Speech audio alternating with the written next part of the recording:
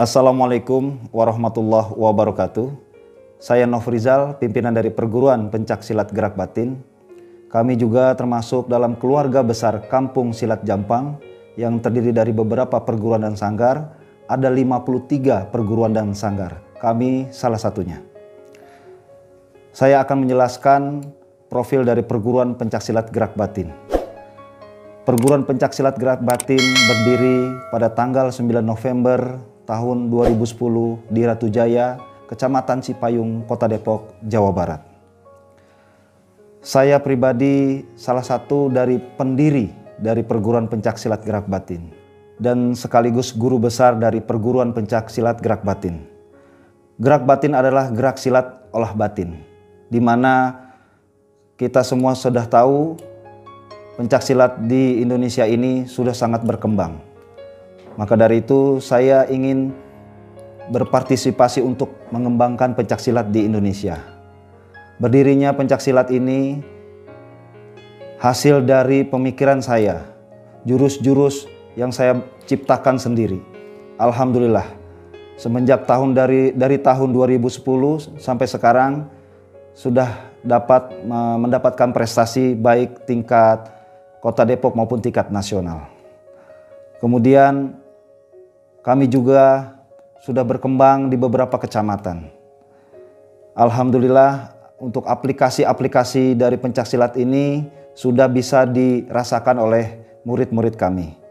Baik dari sekolahnya, di tingkat sekolahnya maupun mereka pergaulan di lingkungan yang mana pada saat ini kita tahu kebebasan pergaulan yang sangat luar biasa. Mereka dapat menjadikan pencaksilat ini sebagai motivasi bagaimana dirinya agar dapat berbuat baik di masyarakat, di lingkungan sekolah, di keluarga maupun di lingkungan pergaulan mereka. Dan kita juga tahu sekarang ini banyak kenakalan remaja yang mana ada beberapa yang ikut geng-geng motor atau gangster yang melakukan tindakan kriminal. Maka dari itu murid-murid kami latih sedemikian rupa untuk dapat melakukan bela diri yang benar-benar membela dirinya dari tindakan kejahatan kriminal yang dilakukan oleh para gangster atau begal-begal.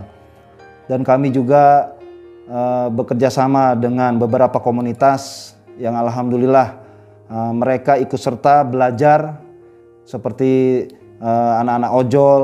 Kemudian juga ada beberapa organisasi-organisasi lain.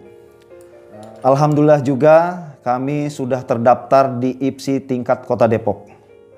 Kami sudah melakukan kegiatan-kegiatan yang mana ada beberapa undangan-undangan seperti pelatihan-pelatihan juri festival. Kami sudah ikuti dan sudah mengikuti pertandingan-pertandingan tingkat Kota Depok maupun tingkat nasional. Seperti BNN Cup, Unhan Cup, kemudian yang terakhir kemarin adalah Kapolri Cup.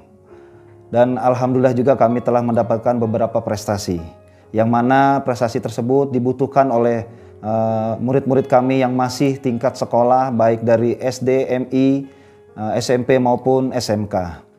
Kami juga mendidik para pelatih-pelatih untuk dapat selalu melatih dirinya, di mana banyak sekali peraturan-peraturan di tingkat IPSI yang harus kami pelajari dan diberikan kepada para murid-murid. Karena peraturan-peraturan itu dibutuhkan saat dalam pertandingan. Kami ini memang perguruan pencaksilat tradisi yang mana berdirinya kami ini dari kampung ya di Ratu Jaya, Kota Depok. Saya akan menjelaskan arti dan makna dari logo Perguruan Pencaksilat Gerak Batin.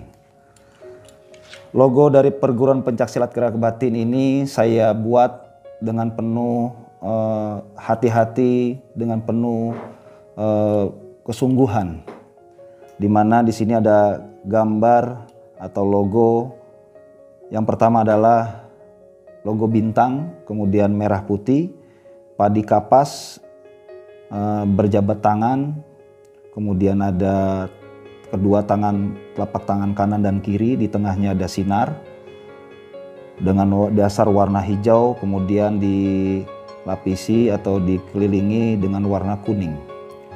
Untuk logo bintang itu menandakan ketuhanan, atau kita sebagai umat Islam, kita tahu bagaimana ketuhanan itu, ketauhidan yang kita miliki kepada Allah Subhanahu wa Ta'ala. Kemudian ada bendera merah putih, kita di sini mencintai tanah air kita, bangsa kita. Kemudian di sini ada padi kapas, kita juga di sini sebagai pendekar atau pesilat, kita harus peduli sosial, peduli kepada kesejahteraan masyarakat. Apabila kita sudah terjun di lapangan, kita bisa dapat membantu masyarakat. Selain itu, di sini juga ada telapak tangan, ya, ada kedua tangan kanan dan kiri, di tengahnya ada sinar. Ini menandakan bahwa kita semua berpadu bersatu bagaimana menciptakan suatu suasana yang baik, karena sinar itu menjadikan suatu terang benderang. Kita berbuat, orang menjadi mengetahui apa sebenarnya yang harus dilakukan di masyarakat, yaitulah kebaikan-kebaikan. Kemudian di sini ada juga berjabat tangan. Kita harus mempererat ukhuwah, persaudaraan. Kita tidak memandang dari suku mana, bangsa mana. Kita semua sama, manusia yang mencintai, kasih dan sayang. Untuk warna hijau itu melambangkan keteduhan, kesejukan, kedamaian. Dimana kita juga tahu kalau kita melihat warna hijau di pemandangan, kita merasa sejuk, merasa damai. Yang kemudian di sini ada warna kuning yang melingkari dari semua ini. Ini menandakan bahwa kita harus ada namanya kehati-hatian. Kemudian kita harus yang namanya menjaga semua yang ada di perguruan ini. Satu sama lain kita saling menjaga dan saling berhati-hati. Karena jangan sampai kita menjadi perguruan yang dapat merugikan masyarakat banyak. Demikian yang saya sampaikan mengenai logo ini. Sedikit saya jelaskan mengenai perguruan pencaksilat gerak batin. Gerak batin adalah gerak silat olah batin, di mana kami menciptakan jurus-jurus gerak silat untuk bisa direalisasikan di lapangan. Dan juga kami ada namanya gerak batin untuk meningkatkan mental spiritual. Dan gerak batin ini, gerak silat olah batin ini tidak bisa dipisahkan. Ya, satu sama lain mengikat untuk dapat membela diri kita di suatu kejadian apabila di lapangan kita butuhkan. Nah, untuk mengetahui lebih lanjut apa itu pencaksilat gerak batin, silahkan ikuti terus channel kami di channel Kampung Silat Jampang. Terima kasih. Assalamualaikum warahmatullahi wabarakatuh. Kembali lagi dengan saya, Nofrizal, pimpinan dari Perguruan Pencaksilat Gerak Batin.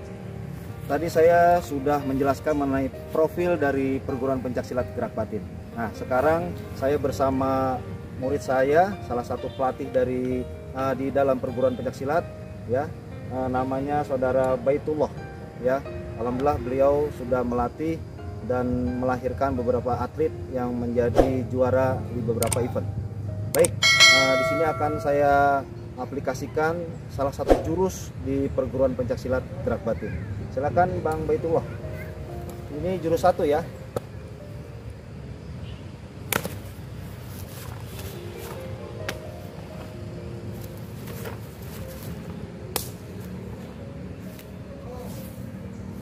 Nah, demikianlah ini jurus dasar di kami, jurus 1.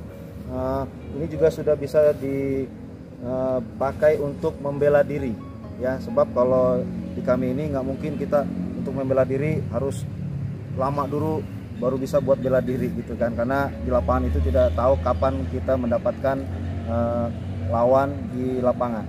Baik, sebelum saya jelaskan, gebat itu ada beberapa prinsip, ya. Yang lebih utama itu adalah kita mempunyai prinsip dalam bela diri, yaitu kekuatan, kecepatan, dan ketepatan. Ya, di sini kita harus kuat dan ketepatan.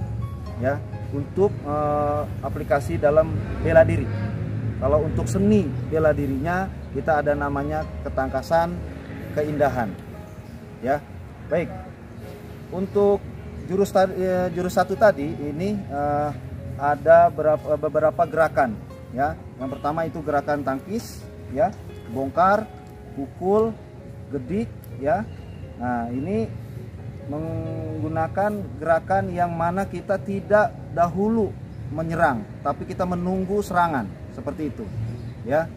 Jadi ada namanya tangkis dulu, kita bongkar, baru kita pukul, kemudian kita tangkis lagi, ya. Kita tangkis lagi, baru kita ada serangan tendangan, ya. Baik, ya, silakan Bang Mulo dari awal dulu. Ya, nah ini sikap pasang, ya, dimana kita siap untuk menerima atau menanggapi apa yang akan diserang dari lawan kita, ya. Kemudian lanjut yang kedua, gerakan kedua itu tangkis. Nah, ini tangkis ini juga bisa juga untuk serangan sebenarnya, ya. Kalau biasa kita ngegedor, ya, ini juga bisa buat serangan, tapi utamanya untuk menangkis, ya. Kemudian selanjutnya, gerakan selanjutnya, nah ini bongkar. Bongkar ini juga sama juga dengan nangkis, ya, dengan menangkis. Jadi kami tidak langsung menyerang, kami lakukan namanya untuk membela diri dulu sebelum kami tindak lanjuti, ya. Kemudian baru setelah itu gerakan selanjutnya adalah pukul. Nah, ini baru kami melakukan serangan, begitu, ya. Nah, kemudian setelah pukul kita lakukan lagi selanjutnya apa? Nah, ini juga tangkisan, ya, tangkisan sama. Kemudian lanjutnya berikutnya, nah, gedik, ini juga tangkisan, bisa juga untuk pukulan, ya. Kembali ke sikap pasang, kemudian naik, ya, tendangan. Nah, kembali lagi sikap pasang, ya, seperti itu. Nah, saya akan jelaskan satu persatu fungsinya, gunanya. Baik, silakan Bang Baitullah. Nah, kita ke depan. Tadi ada tangkisan, ya. Di sini kita berhadapan dengan lawan kita, itu ada namanya bagian luar, serangan dari, ya, kita mau menjawabnya atau kita membela diri kita dari luar ataupun dari dalam lawan kita. Contohnya pukul. Nah, tangkis ini berarti dari luar lawan kita, ya. Ini dari luar lawan kita. Nah, ini tangkis, kemudian kita bongkar, baru kita pukul. Mau pukul ke atas atau pukul ke bawah, ya. Ada pukul ke wajah, bisa juga pukul ke bagian rusuk, ya. Bisa juga kita ketika lagi dipukul, ketika menggunakan senjata, contoh, ya, tadi ada gerakan di kepala gitu kan, ketika dia membacok ke sini, bacok, ya. Nah, yang tadi itu, ya, seperti itu. Ini untuk kita menghindar dan menangkis dari pukulan dari atas atau serangan dari atas, ya, seperti ini. Kemudian juga tadi ada yang namanya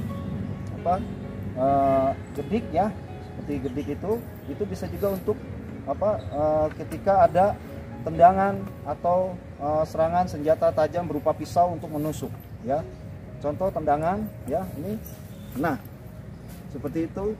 Bisa juga ketika kita melakukan serangan dari arah dalam lawan, contoh pukul. Nah, tangkis, bongkar, pukul, kemudian bisa juga gedik. Nah, ya, gedik ke sini juga bisa, seperti itu. Kemudian tadi ada yang namanya terakhir tendangan, ya. Ada yang namanya tendangan ketika sudah pukul, tangkis, bongkar, pukul, ya, gedik begini, ini ada tendangan. Nah, ini bisa tendangan rusuk. Atau ketika kita masuk ke bagian dalamnya lawan, coba pukul, tangkis, bongkar, ya, gedik. Nah, begitu, ya, seperti itu. Nah, saya jelaskan juga tadi di awal, di mana kita ada prinsip kekuatan, kecepatan, ketepatan. Jadi ketika kita menghadapi lawan, serangan lawan itu harus benar-benar kuat, cepat, dan tepat, ya. Contoh aplikasi jurus yang satu tadi, silakan pukul, langsung. Jadi di jurus satu itu kita tidak ada untuk kuncian, tidak ada, langsung kita serangan, ketika kita sudah menangkis atau kita sudah menghindar, langsung kita memberikan serangan. Kenapa? Kalau murid baru yang baru belajar itu kadang kita belum ada yang namanya kekuatan fisiknya kuat atau tidak. Kita tidak tahu lawan kita ini kuat atau tidak. Ya, minimal kita sudah melakukan pertahanan ketika kita melakukan serangan. Setelah itu bisa kita meminta pertolongan selanjutnya kepada orang lain, atau kita bisa menghindar lari dari dari lawan kita yang akan bangun lagi, akan melukai kita, seperti itu. Ya, ini fungsinya di jurus 1.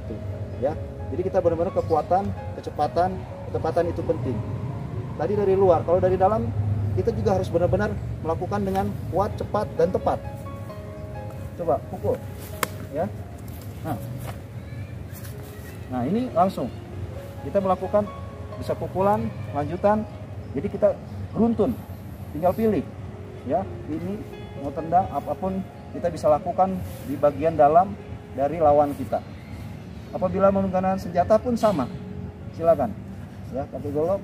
Misalkan kita mau dibacok, otomatis kan bacok daerah sini nih, ya. Pasti leher, kepala. Nah itu bacokan serangan pasti daerah sana. Silakan, ya. Nah bisa ini, bisa juga tangkisan tadi yang seperti bongkar atau seperti ini, ya. Kita langsung bisa pukul, gedik juga, ya, gedik begini. Nah setelah itu kita selesai, ya. Kita bisa menghindar lagi. Ini untuk pemula, jadi berguna sekali untuk pemula. Jadi yang baru belajar silat di kami ini sudah bisa menggunakan aplikasi dari jurus 1 ini. Demikian dari saya dalam penjelasan aplikasi jurus 1 di perguruan pencak silat Gerak Batin. Ada pantun dari saya, pergi beli ikan di rawa buaya, jangan lupa pergi ke pasar pagi. Mari kita lestarikan seni budaya, kalau bukan kita siapa lagi. Jangan lupa subscribe channel Kampung Silat Jampang. Wassalamualaikum warahmatullahi wabarakatuh.